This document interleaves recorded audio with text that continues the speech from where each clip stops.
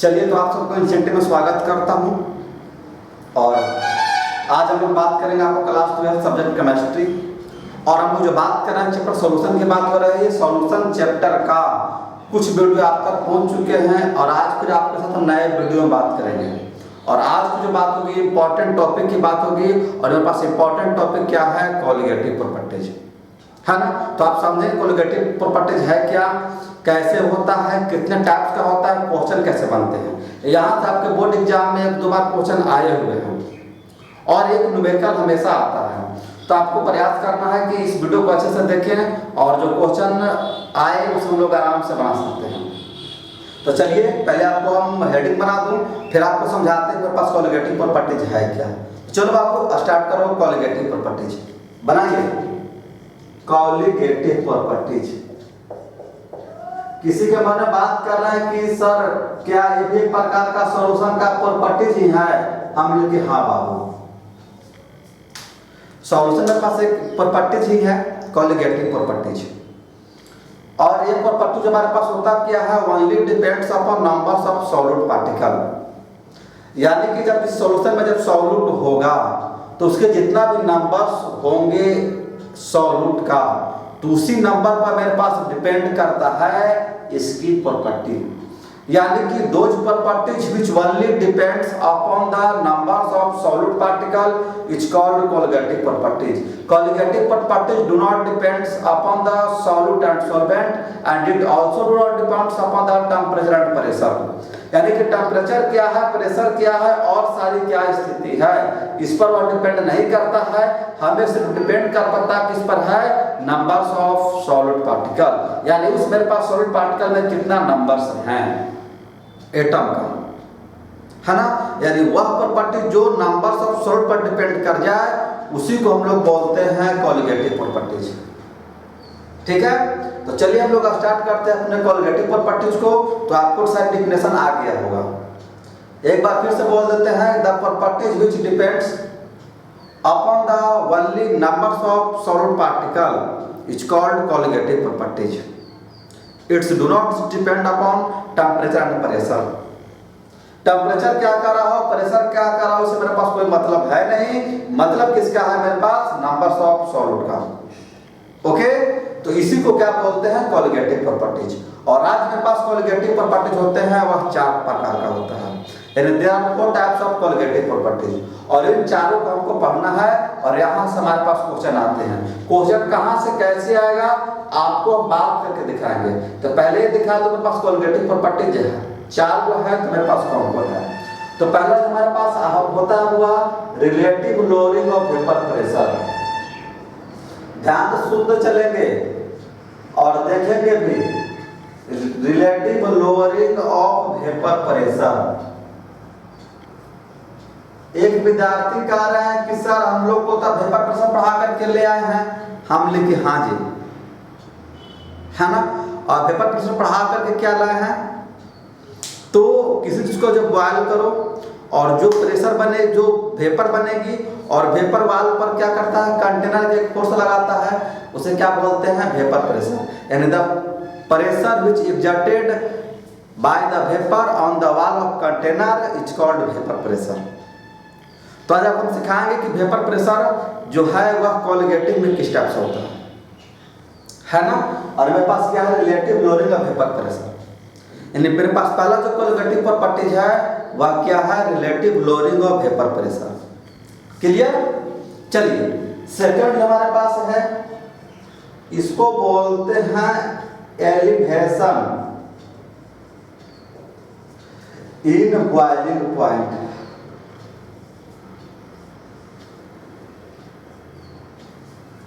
Clear, क्या हो जाएगा, एलिवेशन इन बॉइलिंग पॉइंट। और अगला जो मेरे पास थर्ड में है वह है डिप्रेशन इन फ्रीजिंग पॉइंट।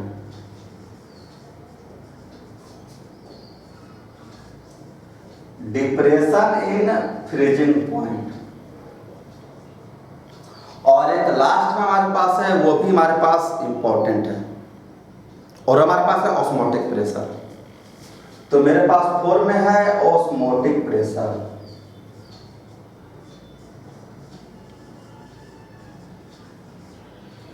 यानी कि आपको हमने दिखा दिया कोलिगेटिव प्रॉपर्टीज को 4 टाइप में है। Relative lowering of vapour pressure, elevation and boiling point, depression and freezing point और ऑस्मोटिक प्रेशर।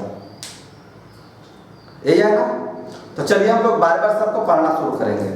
तो पहले क्या पढ़ते हैं, relative lowering of vapour pressure, उस बात पर आगे बढ़ेंगे। तो चलिए समझाते हैं relative lowering of vapour pressure. ठीक है बाबू, और इस चीज को आपको याद रखना है और वीडियो को इस टाइप से देखना है कि जब क्लास चले तो जो चीज हम बोलते जाएं आपको याद होकर चलना चाहिए। ठीक है, चलिए। तो मेरे पास क्या है, relative lowering of vapour pressure. इसको समझने से पहले हम समझाते हैं हल्का सा वेपर प्रेशर, फिर समझाएंगे लोअरिंग वेपर प्रेशर, तब फिर चलेंगे रिलेटिव लोअरिंग वेपर प्रेशर। तो वेपर प्रेशर आपको पता हुआ कि प्रेशर होता है वेपर का, जो करता क्या है, एक फोर्स एग्जर्ट करता है, उसे क्या बोलते हैं, वेपर प्रेशर। जैसे कि आपके घर में खाना रोज बनता है, तो वहाँ पर होता क्या है कि जो बर्तन के ऊपर जो ढक्कन लगा होता है, तो जब खाना बनना स्टार्ट होता है तो वो बर्तन का जो ढक्कन है करता क्या, इस टाइप से, यानी कभी ऊपर कभी नीचे करता है। यानी उस जो ढक्कन को ऊपर नीचे करने के लिए जो वेपर का जो मेरे पास प्रेशर है वह उस बर्तन से मिल जाता है ना। तो जो फोर्स अप्लाई करो उसे क्या बोलते हैं, वेपर प्रेशर। जस्ट हमारे पास सॉल्यूशन में ऐसा ही होता है कि जब उसको हीट करोगे तो हीट करने के बाद क्या होता है कि प्रेशर अप्लाइड होगा, तो उसी को बोलते हैं वेपर प्रेशर। और आपको पहले क्लियर कर दूं कि जो हमारे पास वेपर प्रेशर होता है वह जो प्योर सॉल्वेंट है उसकी ज़्यादा होती है और सॉल्यूशन की कम होती है, और इसका आंसर पिछले वीडियो में लोग देकर के आ चुके हैं। तो चलिए पहले आपको दिखा दूं कैसे कैसे है। तो हम लोग पहले चलते हैं लोअरिंग वेपर प्रेशर, है ना। चलो भाई समझो, lowering vapour pressure, lowering vapour pressure. तो लोअरिंग वेपर प्रेशर हमारे पास क्या है, कोई बड़ी बात है नहीं। आप बोल दोगे चेंज इन वेपर प्रेशर। क्या है, चेंज इन वेपर प्रेशर, यानी कहने का मतलब कि जो मेरे पास लोअरिंग वेपर प्रेशर है वह क्या है, वेपर प्रेशर के इक्वल होता है। यानी कि जितना उसकी वेपर का प्रेशर जो चेंज करेगा उसे क्या बोलते हैं, लोअरिंग वेपर प्रेशर। तो चेंज कहाँ से करेगा, तो हमको चेंज करवाना है एक प्योर सॉल्वेंट से एक सॉल्यूशन से। चलो भाई पहले हम एक पिक्चर बना दो। लो भाई, हमारे पास दो चीज है ना, और हमारे पास क्या है, ये जो मेरे पास है प्योर सॉल्वेंट है, शायद दिख रहा है, हाँ बिल्कुल। चलिए, और ये मेरे पास क्या है, सॉल्यूशन है, यही है ना। अब होती क्या है कि मेरे पास प्योर सॉल्वेंट है, मेरे पास सॉल्यूशन है, तो अब बता करके ले आए मेरे पास प्योर सॉल्वेंट है, इसकी वेपर प्रेशर क्या होगी, ज्यादा होगी। वेपर प्रेशर ज्यादा क्यों होगी इसकी, क्योंकि इसको प्रिवेंट करने वाला कोई चीज नहीं है, आराम से वेपर में चेंज करके चला जाएगा। बट अगर सॉल्यूशन में जाएंगे तो उसमें कुछ न कुछ मेरे पास डिसॉल्व किया हुआ है, जो करता क्या है कि सॉल्यूशन के मॉलिक्यूल्स को वेपर में चेंज करने से रोकता है ना। तो सॉल्यूशन को इसीलिए होता है कम, क्योंकि in solution solute particle prevent to change the molecules into में वेपर। क्लियर, सॉल्यूशन में जो सॉल्यूट पार्टिकल करता क्या है, उसको प्रिवेंट करता है वेपर में चेंज करने से। बट जो मेरे पास प्योर सॉल्वेंट होता है वो करता क्या है, तुरंत चेंज हो जाता है, उसको प्रिवेंट करने वाला कोई नहीं है। इस चीज को आप याद रखोगे। तो जो मेरे पास प्योर सॉल्वेंट है उसको हम पी नॉट बोल देते हैं वेपर प्रेशर को, और इसमें जो मेरे पास है उसको बोलते हैं पी नॉट एस। तो जो मेरे पास पी नॉट है इसको बोलते हैं vapour pressure of pure solvent, है ना, vapour pressure of pure solvent. और इसको जो बोल देते हैं हम लोग vapour pressure, vapour pressure of solution. तो जिसमें एस लगा है उसको सॉल्यूशन मान के चलोगे, और जिसमें एस नहीं लगा है मेरे पास क्या है भाई, तो प्योर है। तो यहाँ पर मेरे पास क्या है, चेंज इन वेपर प्रेशर, यानी इसकी वेपर प्रेशर ज्यादा है, मेरे पास वेपर प्रेशर कम है, यानी कि इसको बोल देते हैं डेल पी बोल दो भाई, है ना। और मेरे पास डेल पी क्या हो जाएगा, तो हो जाएगा मेरे पास पी नॉट ए कर लो भाई, छोड़ो हटाओ, पी नॉट ए माइनस में पी नॉट एस,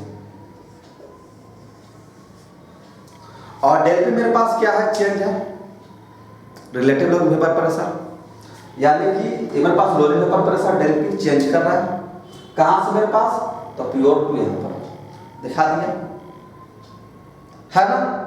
तो अब मेरे पास यहां पर आ गए। अब कहता है कि रिलेटिव लोअर वेपर प्रेशर क्या है।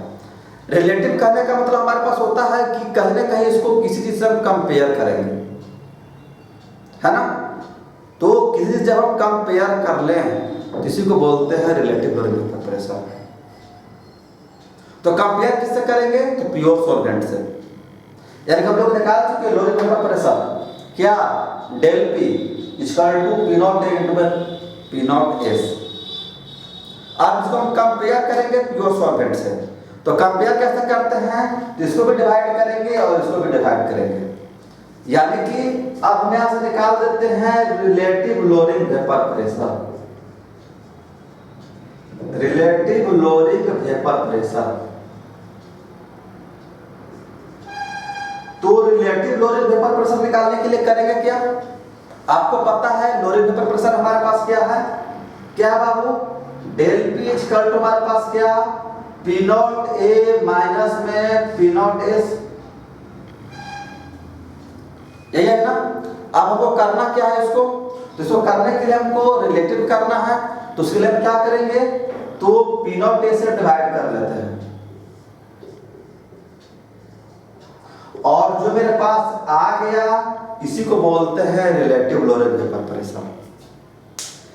यानी कि रिलेटिव लोअरिंग वेपर प्रेशर हमारे पास होता है वह क्या है, del P by P naught A equal to में पी नॉट ए माइनस में पी नॉट एस बाई में पी नॉट ए, ठीक है, आगे समझ में। अब हमारे पास एक रॉड्स लॉ पढ़कर क्या है, तो रॉड्स लॉ कहता क्या है कि relative lowering vapour pressure is directly proportional to the mole fraction.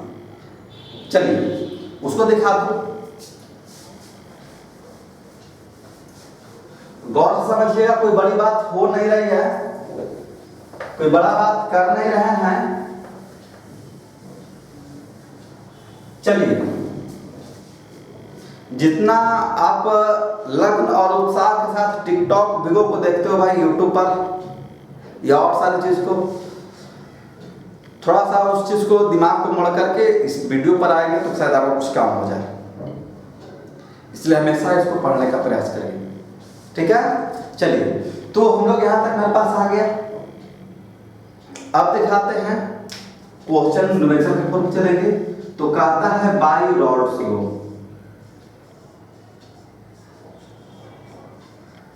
By rods law. तो बाई रॉड्स लॉ में हमारे पास क्या है, तो रॉड्स लॉ कहता है कि मेरे पास relative lowering vapour pressure is directly proportional to mole fraction, है ना। यानी कहने का मतलब कि del P by P naught A equal to X in, यही है ना। और एक्स को आप पढ़कर क्या हो, मोल फ्रैक्शन, किसी भी चीज का जिसका निकालना उसके ऊपर रखते हैं, बाकी सॉल्यूशन को नीचे रखते हैं। तो चलिए देखिए, तो क्या हो जाएगा, del P by P naught A, इधर क्या हो जाएगा मेरे पास एन ए बाटा एन ए प्लस में, चलिए एन ए आगे। अभी जो मेरे पास है नंबर्स ऑफ मोल में आया, ये जो मेरे पास क्या है मोल फ्रैक्शन है, ये किसमें मेरे पास आया नंबर्स ऑफ मोल के ऊपर में आया।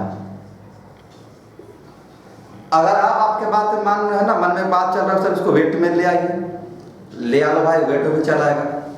चलिए, तो क्या हो जाएगा, del p p naught A equal to W1 by M1 by W 1m1 plus में W है ना W2/m2 हो गया। चलिए यहाँ के बाद हमें एक बात और समझना है। ये जो मेरे पास सॉल्यूशन के लिए हो गया, मेरे पास कुछ कुछ सॉल्यूशन ऐसे होते हैं जो होता क्या है कि वह बहुत बहुत डाइल्यूट होता है। डाइल्यूट कहने का मतलब क्या होता है कि मान लो भाई कि मेरे पास 1 किलो वाटर है, 1 लीटर, उसे मात्र हमने क्या किया 5 ग्राम चीनी डाल दिया है। क्या शरबत बनेंगे? बनेंगे क्या? नहीं बनेंगे।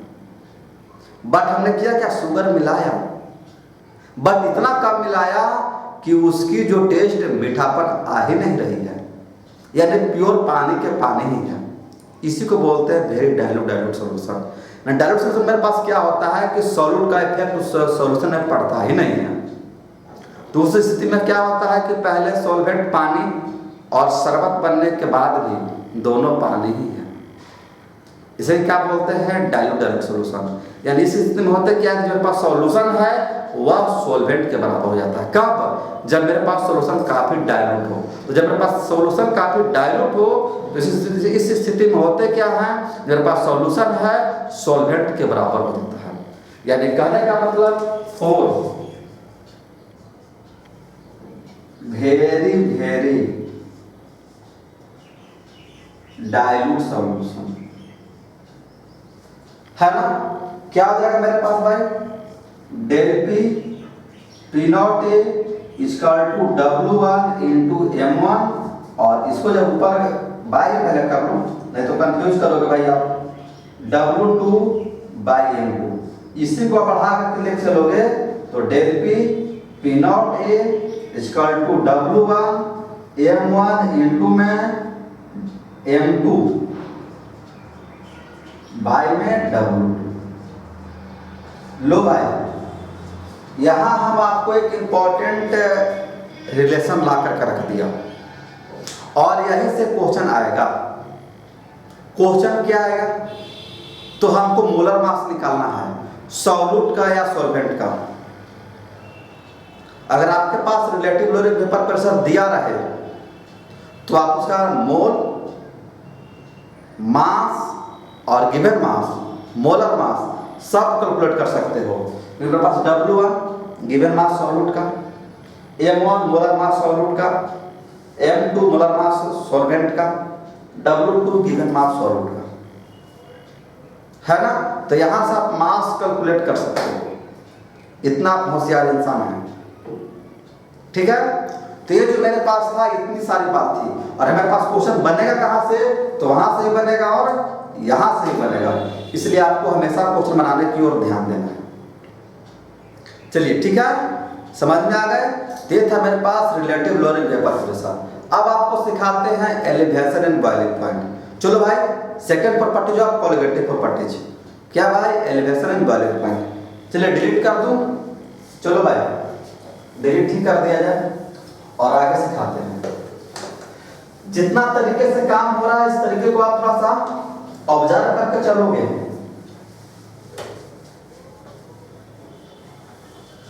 चलिए गौर किया जाए, एलिवेशन एंड बॉइलिंग पॉइंट। तो आपका सेकंड क्या है,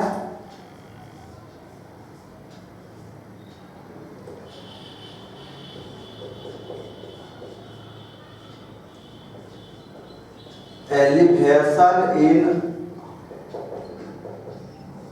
बॉइलिंग पॉइंट।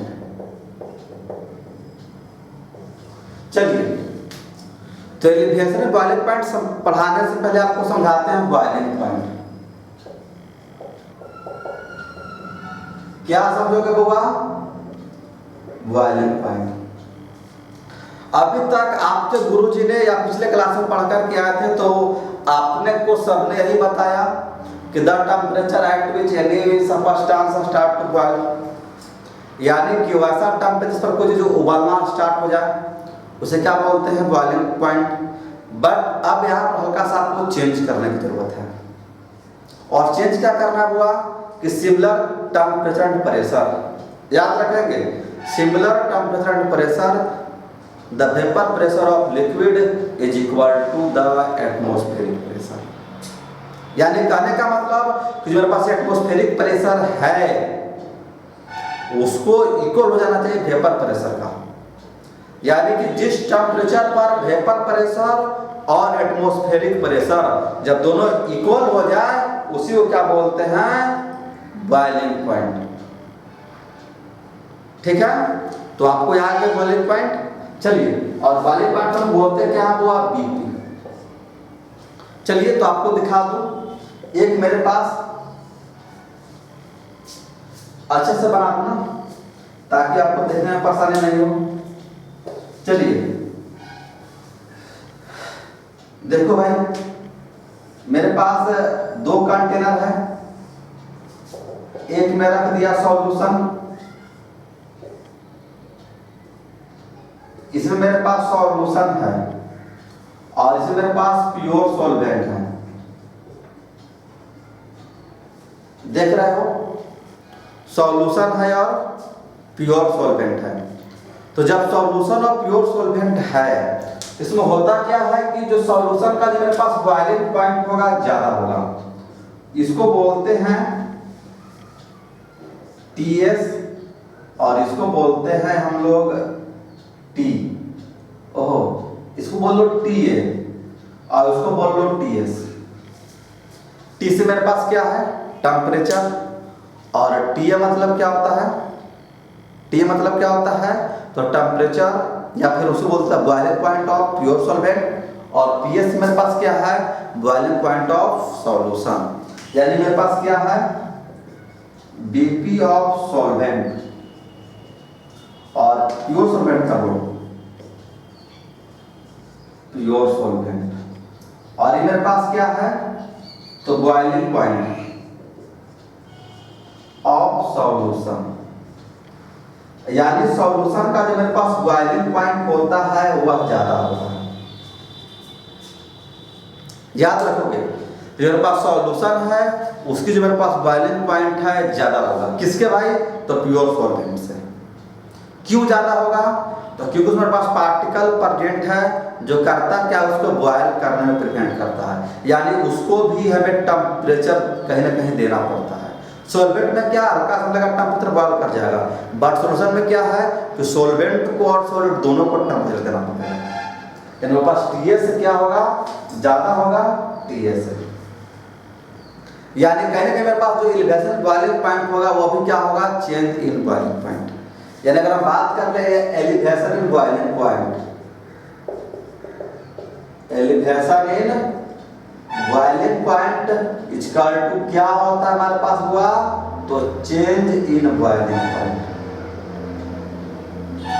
क्लियर, यानी जो बॉइलिंग पॉइंट में जितना चेंज होगा उसी को हम लोग क्या बोलते हैं, चेंज इन बॉइलिंग पॉइंट।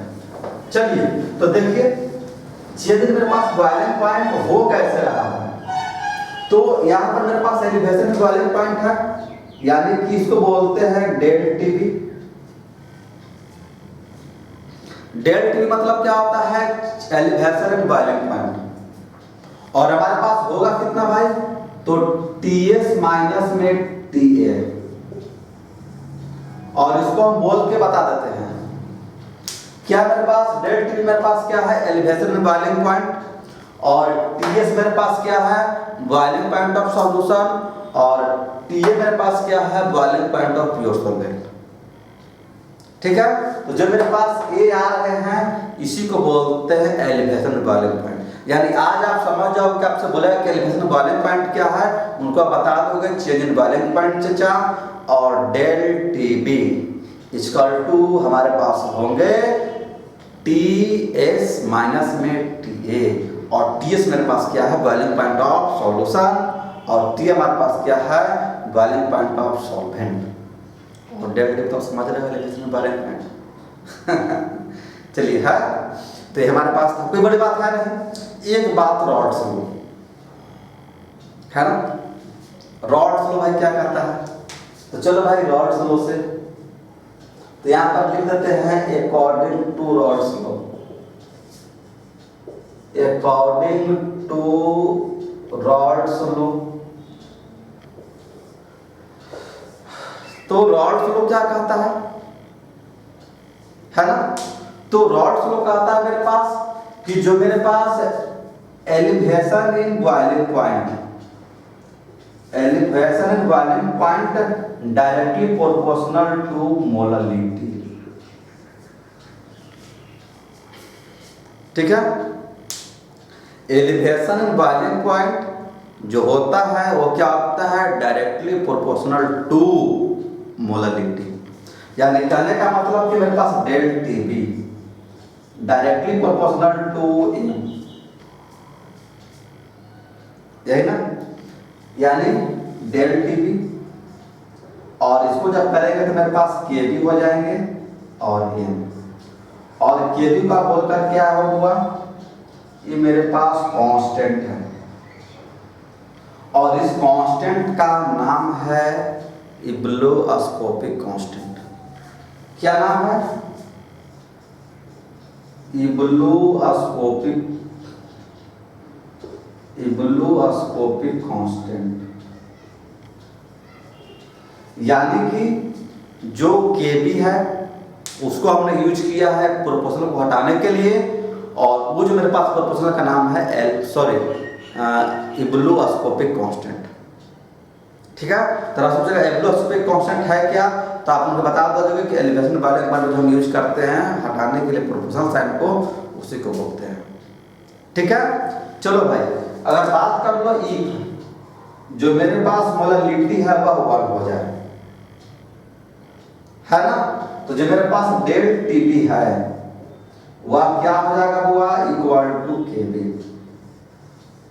याद रखोगे, यदि m का वैल्यू 1 हो जाए, इनका सॉल्यूशन का जो मेरे पास मोलरिटी 1 हो जाए, तो जब 1 मोलरिटी मेरे पास सॉल्यूशन का हो जाए तो इस स्थिति में मेरे पास जो इब्लोस्कोपिक कांस्टेंट है वह इक्वल हो जाएगा हमारा किसके? एलिवेशन इन बॉइलिंग पॉइंट के। तो अगर आपसे कोई पूछेगा कि क्या elevation in boiling point ebullioscopic constant के बराबर हो सकता है, बोलोगे हाँ। कब? तो यदि मेरे पास सॉल्यूशन 1 मोलर हो। 1 मोलर का मतलब इसके मुझे मोलरिटी है 1 होनी चाहिए। अगर 1 हो जाए तो आप उनको बता सकते हो कि साहब हो सकती है। कब? जब m का वैल्यू मेरे पास 1 हो जाए, है ना? चलो भाई, तो यहाँ तक मेरे पास ठीक हो गया। अब इसको बढ़ा कर ले चलते हैं आगे। तो मेरे पास रिलेशन आया हुआ है, चलो यहाँ से दिखा दें, और इस बार जो दिखाएंगे बहुत जबरदस्त रिलेशन दिखाएंगे जो कि आपसे क्वेश्चन बनेगा। चलिए, तो चलो, तो आप देख करके क्या हुआ? Del TB equal to KB into m, यानी कि एलिवेशन बॉइलिंग पॉइंट इंटू में क्या होता है? केबी इंटू एम, है ना?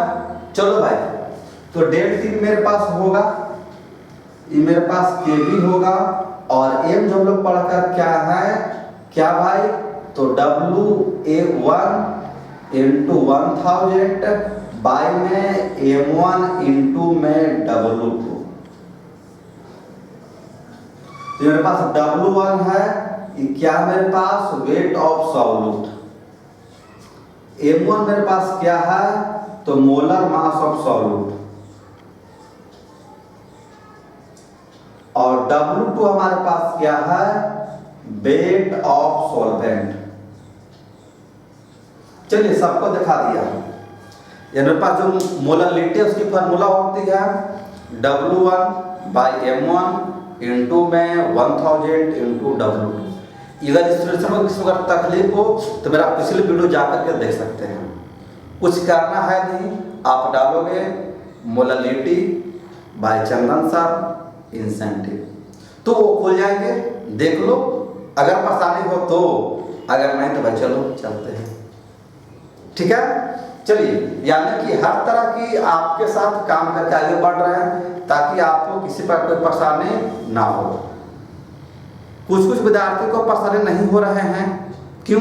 क्योंकि जो मेरे पास वीडियो है उसको लगातार देखते आ रहे हैं, और कोई जो लोग हैं वह वीडियो को नहीं देख पा रहे हैं, तो कहने की तो परेशानी आएगी। इसलिए आपसे बार बार यही बात को कहा जा रहा है भाई वीडियो तो ज़्यादा कुछ होता नहीं है, आधे घंटे का 15 मिनट का होती है, उसको देखने में क्या जाता है, देखो ना भाई, क्योंकि पढ़ना भी तो एक काम है और आपका सबसे इम्पोर्टेंट काम पे ही काम है पढ़ना, और आपको भी पता है पढ़कर कहीं कुछ किया जा सकता है, तो पढ़ लो ना, परेशान क्यों हो रहे हो। और आपको फोन दे देगा इसका मतलब है नहीं कि आप उसको गलत यूज करोगे, चलिए पढ़ने के नाम पर लिया है, पढ़ा कर, ठीक है। चलिए तो मेरे पास आ गया, अब क्या करेंगे भाई, इसको थोड़ा सा हम एक तरीके से अरेंज कर देते हैं, के बी W1 इंटू 1000 और बाई में M1 इंटू में W2 आ गया। चलिए तो अगर एलिवेशन वाले पार्ट से हमारे पास क्वेश्चन बनाना हो तो आप बना सकते हो। केबी का जो मेरे पास वैल्यू है, प्रत्येक सॉल्यूशन का अलग अलग होता है, सॉल्वेंट का अलग अलग होता है, तो जब वहां बनाओगे तो मेरे पास केबी का वैल्यू दिया रहेगा, आपको टेंशन लेने की जरूरत नहीं है, वहां पर सब रहेंगे, ठीक है बाबू। चलिए ध्यान से मेरे पास आ गए, यहाँ से मेरे पास क्वेश्चन क्या होता है कि मोलर मास निकालना होता है, गिगर मास निकालना है। अच्छा मेरे पास जनरली जो क्वेश्चन मेरे पास देता है मोलर मास निकालने के लिए, तो आप यहाँ पर M1 कर लोगे, बाकी इसको यहाँ कर लोगे, दे देगा। अगर तकलीफ है तो देख लीजिए, लिखा भी निकाल देते हैं। M1 तो क्या हो जाएगा, KB W1 इंटू 1000 बाई में डेढ़ TB इंटू में W2। यहाँ से आपका क्वेश्चन बन जाएंगे, और हमारे पास क्वेश्चन नहीं यहीं से आता है मोलर मास निकालने के लिए, ठीक है। यहाँ तक मेरे पास हो गया। मेरे पास प्रॉपर्टी 4 तक इसमें 2 बात कर चुका, एक और है उसमें बात करते हैं, और मेरे पास क्या है, डिप्रेशन एंड फ्रीजिंग पॉइंट। तो चलो भाई बना लो heading, depression and freezing point. इस पर मेरे पास न्यूमेरिकल आएगा, इसी फार्मूला से बनेंगे, आपको डेल्टी भी निकालना होगा, बाकी सब रखना होगा, तो रख करके आराम से पुट करोगे। ऐसे क्वेश्चन कैसे बनाए जाते हैं हम बात भी करेंगे, और आपसे कुछ न्यूमेरिकल भी बना करके दिखाएंगे।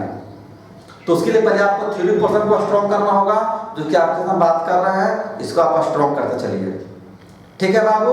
चलो स्टार्ट कर लो एक और मेरे पास थर्ड क्या है, डिप्रेशन एंड फ्रीजिंग पॉइंट। और आपको पता है फ्रीजिंग पॉइंट वह पॉइंट जिस पर कोई जो सॉल्यूशन है या जो लिक्विड है स्टार्ट करता है फ्रीज होने का, और आपको पता है कि मेरे पास वाटर का जो फ्रीजिंग पॉइंट है वह 0 डिग्री है, यानी मेरे पास वाटर होता है वह 0 डिग्री पर क्या हो जाता है, फ्रीज कर जाता है। क्लियर। तो आइए थर्ड हम लोग बात करते हैं, और वो बात क्या कर रहा है, freezing depression and freezing point. Depression and freezing point. चलिए फ्रीजिंग पॉइंट की बात नहीं करेंगे, डायरेक्टली आते हैं फ्रीजिंग पॉइंट। आपको पता है जिस पर वह फ्रीज करना स्टार्ट कर जाए। मान लो भाई हमारे पास सॉल्यूशन 2 गो है, 2 कंटेनर है, एक में रख लिया प्योर सॉल्वेंट,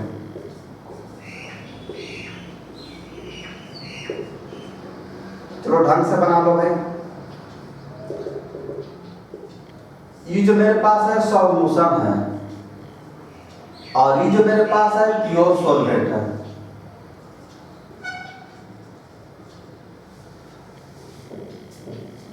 है ना।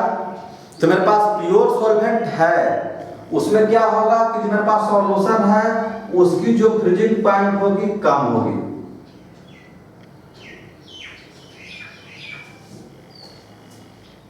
है ना। क्यों कम होगी भाई, क्योंकि उसमें जो हमारे पास होते क्या है, सॉल्यूशन है,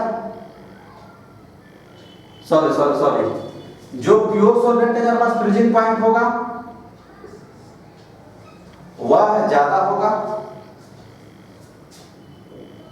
है ना। और जो हमारे पास सॉल्यूशन है उसकी जो फ्रीजिंग पॉइंट होगी वह क्या होगा, कम होगा। साइन ऐसे बनेगा, यानी इसको हम दिखाते हैं टीए से, दिखा लो भाई, टीए मत दिखा लो, TF दिखा लीजिए और इसको दिखा दीजिए TS। TF मतलब क्या है? Freezing point of pure solvent. और TS मतलब क्या होता है?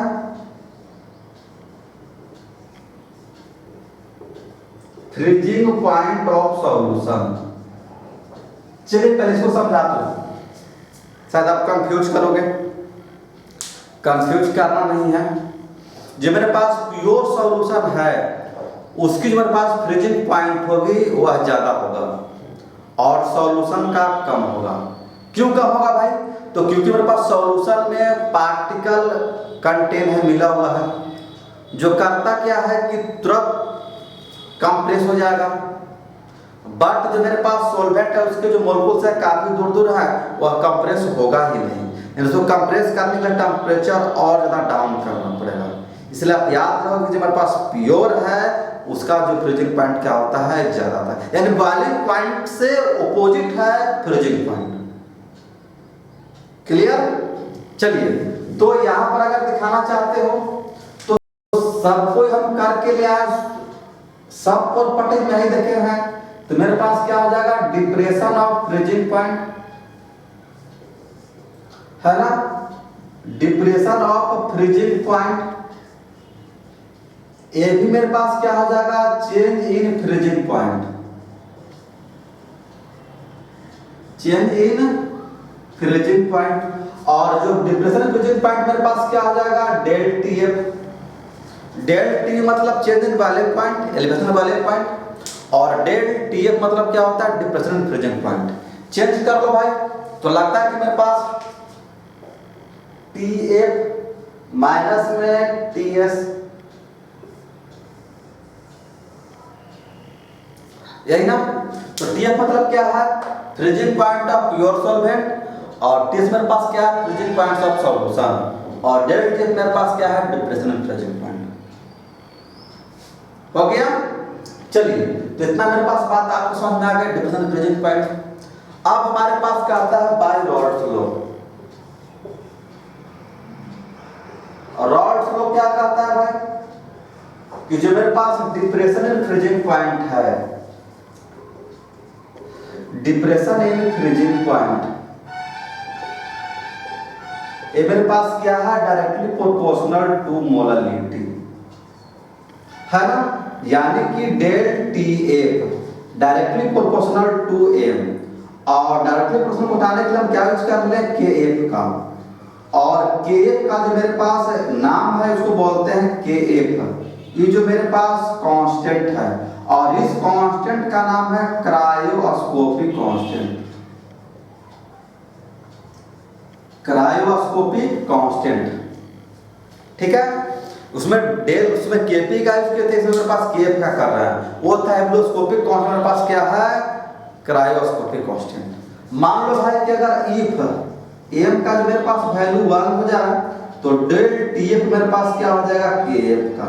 अगर आपसे कोई पूछेगा कि क्या मेरे पास cryoscopic constant depression freezing point के बराबर हो सकता है, तो हाँ हो सकता है, यदि मेरे पास सॉल्यूशन का जो मेरे पास मोलालिटी मेरे पास 1 हो जाए, है ना। इसी में हम लोग क्वेश्चन बनाएंगे उसी टाइप से। तो चलो भाई बना लो क्वेश्चन। चलो लो भाई क्वेश्चन बनाते हैं, है ना। तो चलिए क्वेश्चन बनाने के लिए फार्मूला दिया जाए। यानी आप देखकर क्या हुआ कि डेल TF हमारे पास क्या है? KF into M है। और डेल TF मेरे पास रहेगा, KF भी रहेगा। और इसको लेकर क्या W1 into M1, और इसको बोलकर क्या 1000 into में W2। और आपको पता है इसको बोलते हैं weight of solvent, sorry weight of solute. ये मेरे पास molar mass of solvent, sorry solute, ये मेरे पास 1000 है, ये है। और ये मेरे पास W2 वेट ऑफ सॉल्वेंट है ना। अगर इसको आप चेंज करना चाहते हो, एक तरीके में लाना चाहते हो, तो लो लिख लो भाई अच्छे से। आ गया मेरे पास M1 into में W2। अगर आप M1 निकालना चाहते हो तो KF into W1 1000, इसको लिख सकते हैं डेल TF into W2। और ये जो मेरे पास M1 आ गया, इसी को बोलते हैं मोलर मास। आप बोलोगे सर मोलर मास निकाल रहे हो, हम मोलर मास इसलिए निकाल रहे हैं कि आपका जो क्वेश्चन होता है मोलर मास निकालने पर ज्यादा होता है। जब आपको मोलर मास निकालना होगा किसी भी सॉल्वेंट का, तो आप कुछ मत करोगे, सॉल्यूट का निकाल सकते हो, कुछ करना है नहीं, डेल TF निकाल लो, KF का वैल्यू क्वेश्चन में दिया रहेगा, 1000 पुट कर लो और जो जैसे दिया है करके क्वेश्चन बना लो। यानी हमारे पास कोलिगेटिव प्रॉपर्टी 4 थे, जिसमें 3 की बात कर चुके हैं। एक हमारे पास कोलिगेटिव प्रॉपर्टी और है, उसकी बात नहीं करूंगा, और उसकी जो बात करते हैं इस वीडियो में, तो मेरे पास वीडियो करीब काफी लंबा हो जाएगा, 2 घंटे के आसपास हो जाएंगे। इसलिए हम चाहते हैं कि इसका जो मेरे पास ऑस्मोटिक प्रेशर है उसको एक नेक्स्ट वीडियो में कर दूं। मेरे पास जो अगला वीडियो होगा वो ओनली बनेगा ऑस्मोटिक प्रेशर का, ठीक है। तो हम चाहते हैं आप बाबू पढ़ो, अच्छे से पढ़ो, पढ़िए। और इसमें हम लोग 3 बता चुके हैं, एक और बात करेंगे ऑस्मोटिक प्रेशर का। तो हमारे इंसेंटिव चैनल से आप बन रहे हैं, और चलिए आपका इंसेंटिव में बार बार हम लोग